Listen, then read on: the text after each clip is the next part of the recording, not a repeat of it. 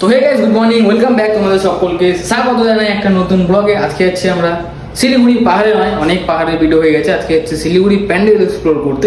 ইন্ট্রোটা আবার দিতে হচ্ছে, তার কারণ ভুল ইনফরমেশনের জন্য আমি বলে দিয়েছিলাম চাম্পাশরীর চান্দাদায় মন্দিরকে প্রেম মন্দির, তো সেই জন্য ইন্ট্রোডাকশনটা আবার দিলাম। তো চলো শিলিগুড়ির টপ প্যান্ডেলগুলো এক্সপ্লোর করি। আমরা প্রথম প্যান্ডেল ভিজিট করছি চাম্পাশরী জাতীয় সংঘ ক্লাবে। বাইরের ভিউটা কিছুটা এরকম, just check this view out, দারুণ বানাচ্ছে।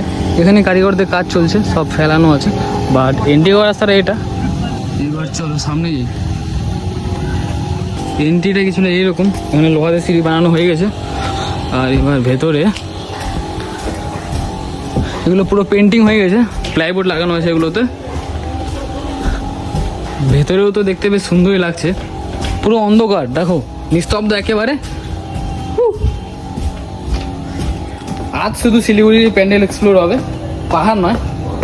এবার ভেতরটা দেখো, পুরো রাধা গোবিন্দ, গণেশ ঠাকুর, সিংহ সবার ফটো বানিয়ে, মানে ফটোর একটা থিম তৈরি হয়েছে। সেটা দেখা যাচ্ছে না, যখন লাইটিংটা হবে তখন হেভি লাগবে দেখতে। এই এখানে কৃষ্ণ ঠাকুর, এখানেও কৃষ্ণ ঠাকুরের লাগিয়ে রেখেছে ফটো। এখানে গণেশ ঠাকুর, এগুলো সব কার্পেন্টার রং করেছে সব। এগুলো হচ্ছে প্লাইবোর্ড দিয়ে বানিয়েছে, দারুণ দারুণ লাগছে দেখতে। আর ওপরটা যে দেখো, মায়াপুরের ইস্কনের যে বড় সার্কেলটা থাকে ঠিক এরকম একেবারে ডিট্টো।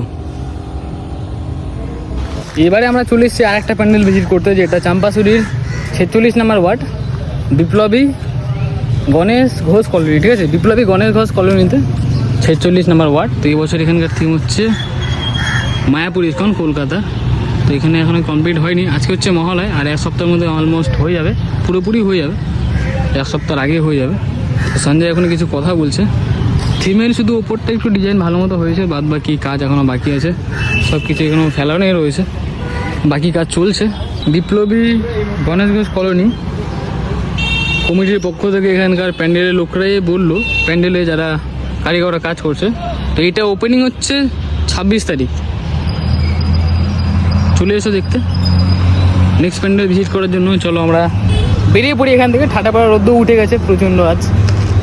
এবারে আমরা যাচ্ছি নেক্সট প্যান্ডেলের উদ্দেশ্যে, আশিগড় সাইড। এখন আমরা সেরো রোডে আছি, ঠিক আছে। সকাল সকাল 8টার ভিউ, সকাল বাজে এখন 8টা।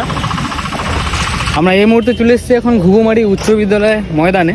তো এখানকার থিম হচ্ছে এবছর দীঘার জগন্নাথপুরী মন্দির, যেটা কিছুদিন আগে উদ্বোধন হলো। এখানে কমপ্লিট হয়ে গেছে, দেখো দারুণ লাগছে দেখতে। মন্দিরটা কতটা কি খরচা হয়েছে সেটার ব্যাপারে সঞ্জয় কথা বলতে গিয়েছে, তো সেখানে যাই আর মন্দিরটা তোমাদেরকে ঘুরে দেখাই ভেতর দিয়ে। চলো এবারে মন্দিরের ভেতরটা এন্ট্রি করা যাক।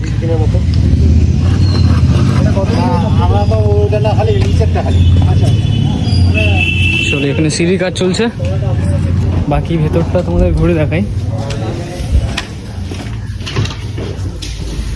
মা দুর্গাকে এনে রেখে দিয়েছে, আজ মহালয়ে মূর্তি দেখে নিলাম। এখানে প্রথমে দেখতে পাবে জগন্নাথ টেম্পল, মানে জগন্নাথ ঠাকুর, তারপরে মা দুর্গা। তো লাইটিংটা দেখো,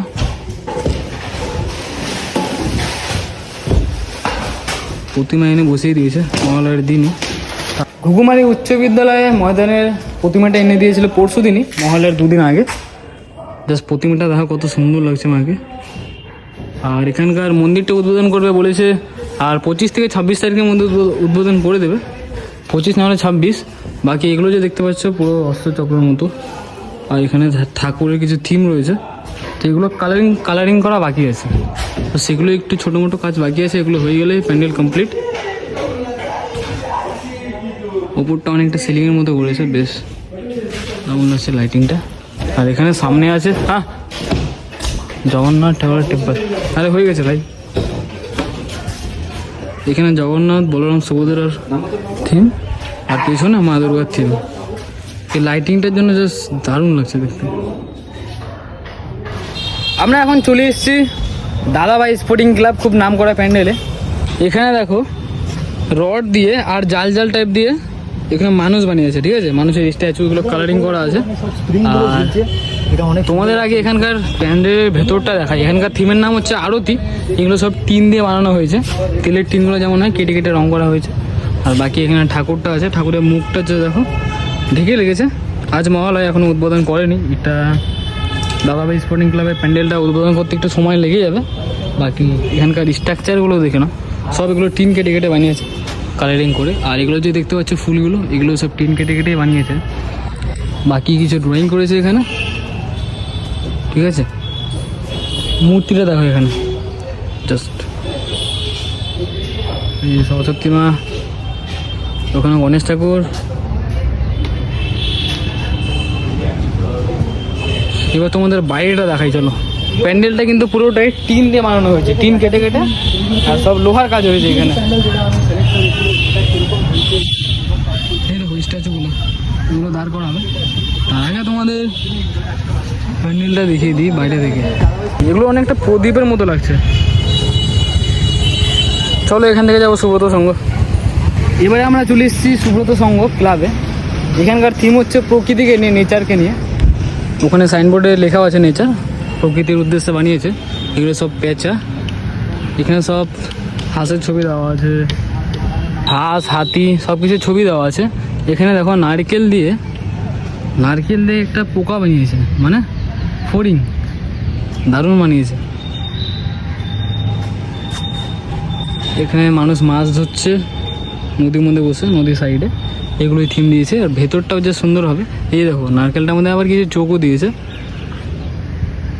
ডিপটা একবার ফড়িংয়ের মতো লাগছে দেখতে। ভেতরটা এক্সপ্লোর করি চলো।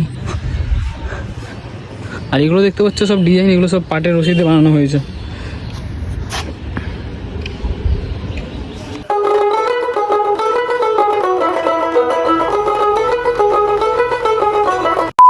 এখন হচ্ছে আমরা যাবো এখান থেকে সেন্ট্রাল কলোনি। আর রোদ্দুরটাও যা পড়েছে একেবারে ঠাটা পড়া, জল পুরো খেতে হচ্ছে। আর দেখো আমাদের বন্ধুরা, যদি ডনকে আপনারা দেখো, ডন। শিলিগুড়িতে থাকেন নিশ্চয়ই এই প্যান্ডেলটা দেখবেন। এটা আমাকে অনেক পছন্দ হয়েছে। আর এটার ইউনিকনেস হচ্ছে এখানে যত আপনি কাজ দেখছেন না, সব জুট দিয়ে তৈরি ম্যাক্সিমাম। আর বাকি যেগুলো আছে ওগুলো আমি বলবো না, কিন্তু আমার জুটের কাজটা অনেক পছন্দ হয়েছে। অনেক পছন্দ হয়েছে বলছে ওর। সুব্রত সংঘর প্যান্ডেল রাতের বেলা কেমন লাগে দেখতে, সেটা দেখতে আসবো আবার। চলো আগে সেন্ট্রাল কলোনি চলে যাই। চলো। সেন্ট্রাল কলোনির থিম এবছর মাটির টানে।